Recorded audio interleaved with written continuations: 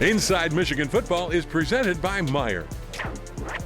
Hi, everybody, and welcome to Inside Michigan Football. I'm Jim Branstetter, joined by John Jansen.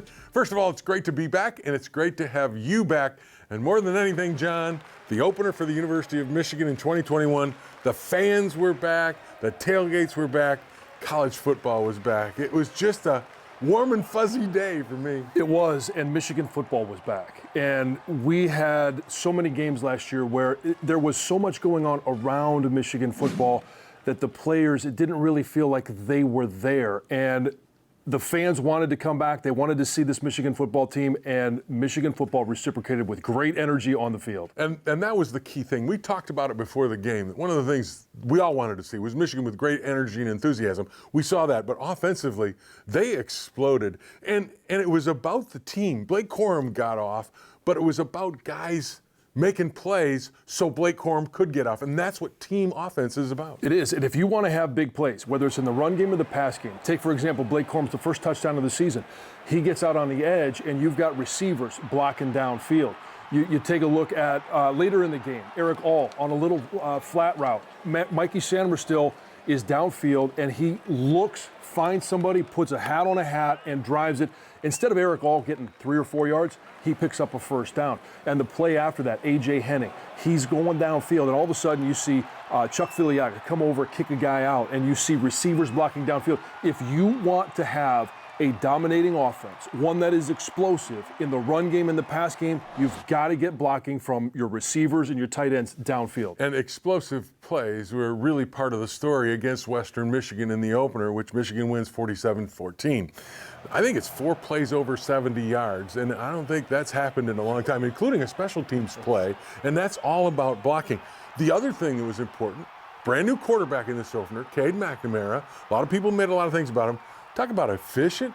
9 of 11 passing, 2 touchdowns, and the 2 that were incomplete were knocked down at the line of scrimmage. Yes, and no turnovers. He hasn't had a turnover last year, hasn't had a turnover this year. The efficiency with which he works with last year, 14 drives, 7 of them ended up in the end zone. The other 7, no turnovers. Tonight, 6 drives, 5 scoring drives, and 3 of those were touchdowns. And the other thing about Kade I think is important for all of us to think about, and I hate to say this because a lot of people get mad, but you talk about a quarterback managing an offense. A lot of people say, that's not right. But Kade managed this offense beautifully. He was very efficient. Jim Harbaugh has said that. That's what makes him good. He's efficient. He makes good decisions. That should not be understated with Kade McNamara. One of the things we're going to learn about this team, offense and defense, is that they study the film. And Kade McNamara is trying to master being the quarterback of this offense. He does a great job of identifying blitzes, making sure that there's a protection to follow it up, but also throwing over top of those blitzes. And here's another one. I don't want to go all historical on anybody, go back to Army-Navy, but remember back in the days when Army had Mr. Inside and Mr. Outside? Yes. Okay, Glenn Davis and Doc Blanchard. But we've got Mr. Outside in Blake Corum, who's got speed and shake, but Hassan Haskins, power, strength, balance on Mr. Inside. There's a great 1-2 punch. Hassan Haskins doesn't lose yardage. When he gets hit, he falls forward. He drives forward. And when you get hit at the line of scrimmage and you drive forward for 2 yards, you know you're not going to take lost yardage plays. It's the same thing later in the game. When somebody tries to tackle him, they know that they better bring it because he's going to run through them every time. Clearly a big day for the offense, but the defense wasn't bad either. Don't go away. When we come back, we'll talk about the Wolverines' defense against Western Michigan in the open. We got a lot of playmakers, and really the physicality of the O-line today I thought was a separator.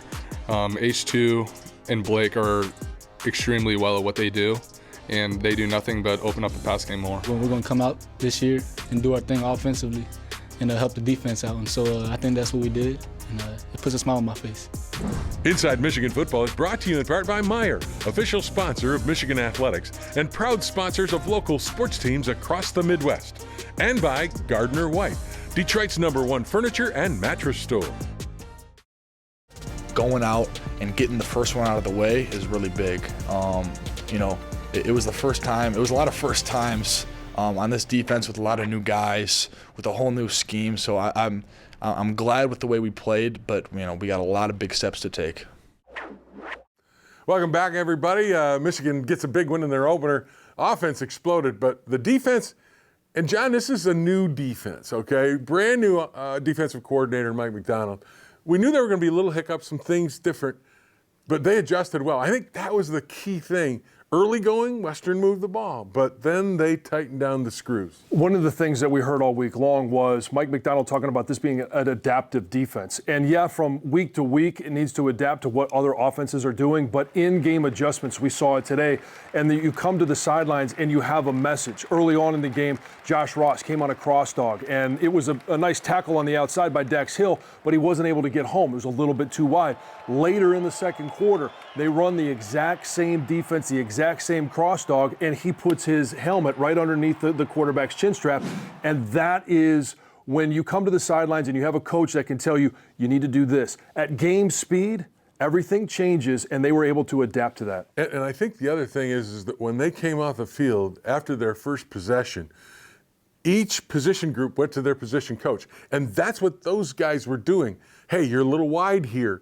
And then they bring it all together when they're all 11 out there at one time. One of the things I loved about being on the sidelines was the fact that it's not just an adaptive defense, but it's also predictive. Mike McDonald was calling things out from the sidelines. His assistant coaches were calling things out from the sidelines. So you knew that the players knew what was coming. They knew what was happening before it even happened. And some new names, Nikhil Hill-Green as a linebacker, stud. This is a young kid that's going to make some plays. But also the rotation, the front seven, there's about 12 guys. You don't know who's in there playing, but they're all productive. That, to me, from what Mike McDonald has done, creates a team defense where everybody's pulling for everybody else. Yeah, and you've got to have that because they're going to be pursuing to the ball. It's still an attacking defense. They didn't take the attack out of it, but you've got a guy like Aiden Hutchinson who can play across the board. Now all of a sudden you bring somebody else into play to end or defensive tackle, linebacker, Nikhil Hill-Green. I absolutely love the speed at which he plays this game. And the other guy that was all over the field, he's a 5-star recruit coming out of Tulsa, but Dax Hill, he was everywhere. It was like he was playing 5 positions. And that's what you've got to have from your best players, right? You have to have great performances every single week from your best players. Aiden Hutchinson, sack fumble. Now, we didn't recover it, but he produced. Dax Hill, all over the field. And it's just, you've got to have those big-time performances in games like this because it leads the team, but you're going to have it against teams like Washington, Wisconsin, and, let's say it, Ohio State. And let's go to one other spot real quick. A lot of big plays a year ago. The secondary didn't give up that many big plays. I mean, there were a couple here or there, but they also tightened it down. The secondary with Green and Dax Hill, Vince Gray, DJ Turner, they're playing a little different, and it's not all man-to-man. A little zone here, a little man-to-man there, a much different secondary. Hey, if the pressure is on you every single play, it's really hard to play 75 plays knowing that you're in man coverage. Now, all of a sudden, these guys, it loosened up a little bit because they have cover 2, they've got cover 3, they've got nickel packages, they've got so many different things that they can throw change-up pitches to the opposing offense. And it takes pressure off of those guys so that they can be more aggressive when it's time to be aggressive. Great performance by both offense and defense. Don't go away. When we come back, Jim Harbaugh joins John Jansen next on Inside Michigan Football. Fun is the word. I had a lot of fun out there. They prepared us well for this game from an from a strategic standpoint, and all we had to do is execute what they set out for us to do. Today's conversation with Jim Harbaugh is brought to you by Meijer, official sponsor of Michigan Athletics and proud sponsors of local sports teams across the Midwest. What did you learn about your team today?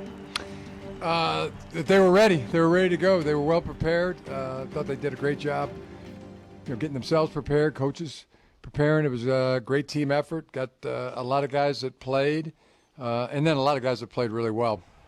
You talk about the guys that played really well. We'll start with the quarterback position. Kade McNamara, 9 of 11 today. What was your analysis early on of him in this game? I thought he was playing really in good rhythm, seeing the field well, making very accurate throws. He was in command of the offense. I thought he did a terrific job. I think it started with the running game and the physical play of the line up front. That was a big focus.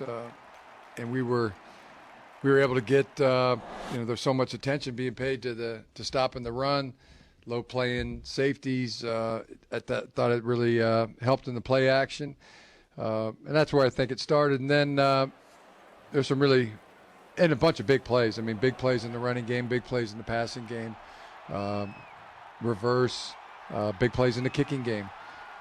So it was, I thought it was really sound fundamentally, and also we're able to do a great job making the big play and not turning the ball over. And Blake and Hassan do a great job with the ball security. Thought Kade did a great job. The ball handling was really precise, and so it was really good. Don't want to fall in love with our stuff. We can get better. So onward we go. Ronnie Bell had the one catch for 76 yards, explosive play for a touchdown. First of all, his being a captain and showing the leadership that he showed on the field, getting that touchdown. How big of a loss was it to lose him to injury in this game? That was the thing that's really on the mind right now. We'll do an MRI tonight. Don't know how serious it is, but he made the big play that really cracked it open early in the game.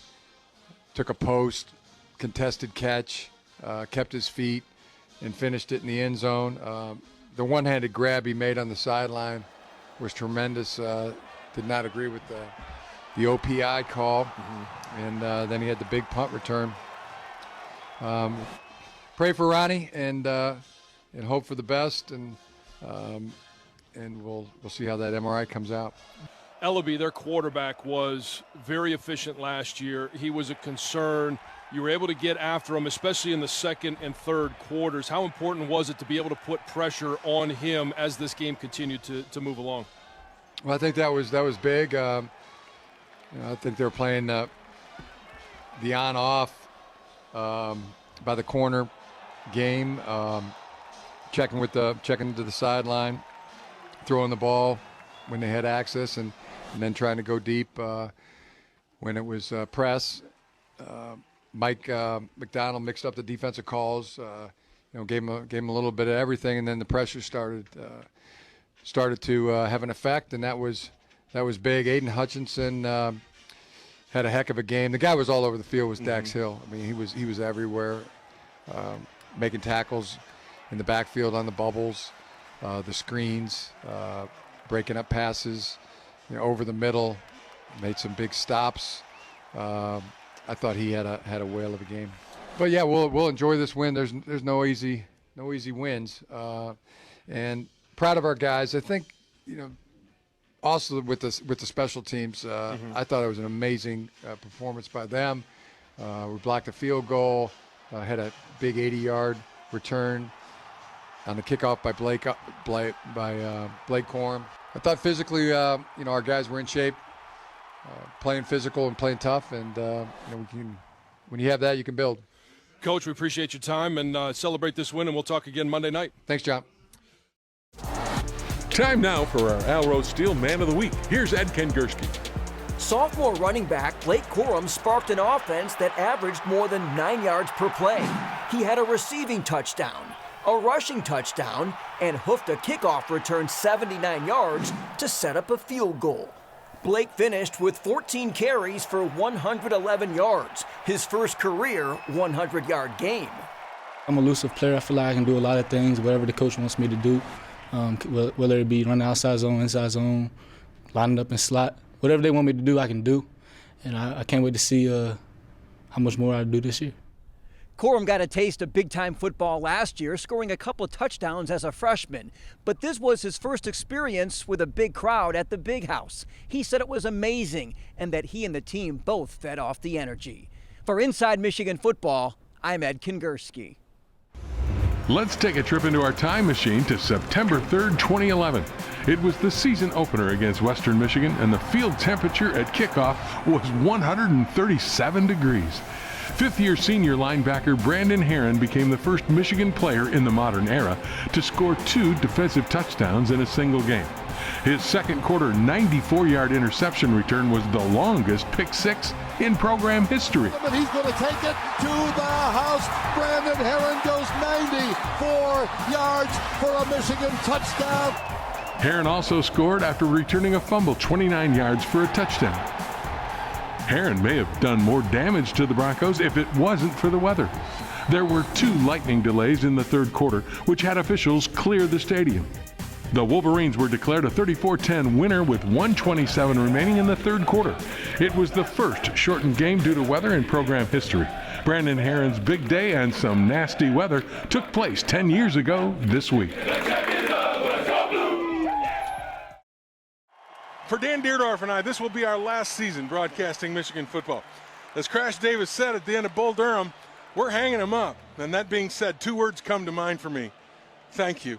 And those 2 words are completely inadequate in expressing my sentiments to all of you who have been so supportive for over 40 years in my case.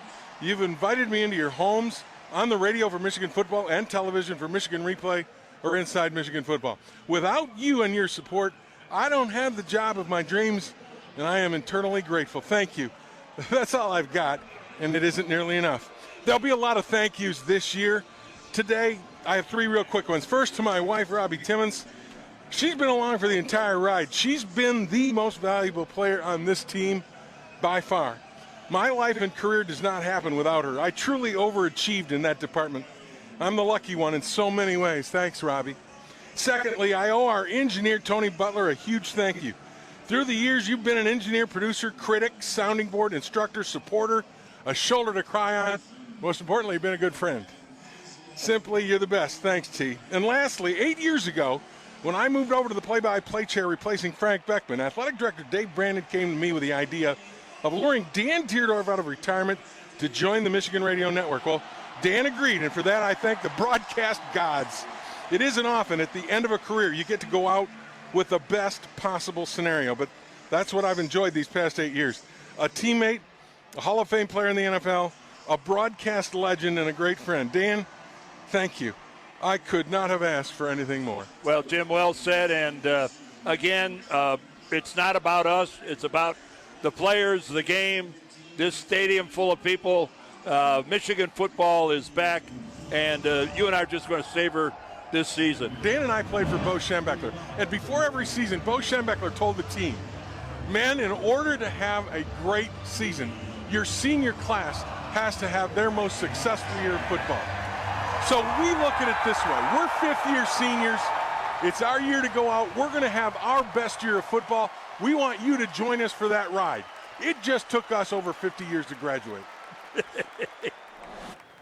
So 43 years in the broadcast booth, 42 years on Inside Michigan Football. You know, I was 2 years old when you started. Oh, thanks. Thanks so much. Hey, he's happier than he could be right now because now he doesn't have to sit there and wait for me to die. I remember you calling plays before I came to Michigan, your voice. I remember when I go back and I listen to moments of the 97 team, and we all love to relive the moments that we were here. Your voice was there. Coming back, getting a chance to work with you and Dan, your voice, the relationship that you have, your history at Michigan. You are Michigan football. Well, I appreciate that a lot. I like to think I'm just a part of it. You're a part of it. The Michigan tradition is deep. I mean, I was in school, I got to meet Fritz Chrysler. That's huge to me. I get goosebumps right now thinking about it. And someday, I will say I worked with John Jansen, but that's all. We're all part of this thing, and I am blessed. I am so honored that I've been part of it for this long. And it's time for me to say goodbye. It's time for me to let the young guys, let the guy from 97, the offensive tackle, the Rock, let him take over and do some of this stuff. But I couldn't have had a better run at a better school, at a better place, with better people, because that's who Michigan people are, who Michigan men are. And to me, I will never be able to match that in whatever else I do the rest of my life. Well, it's been a pleasure of mine to get a chance to work with you. I just have one last question. What was it like to interview Coach Yost? I knew that was coming. I got to tell you this. He had bad breath. He smoked a cigar. Hey, everybody. Join us next week. Big game, Mays out at night against the University of Washington. That's coming up next week on Inside Michigan Football. See you then. Inside Michigan Football is brought to you in part by Meijer, official sponsor of Michigan Athletics and proud sponsors of local sports teams across the Midwest. And by Gardner White, Detroit's #1 furniture and mattress store.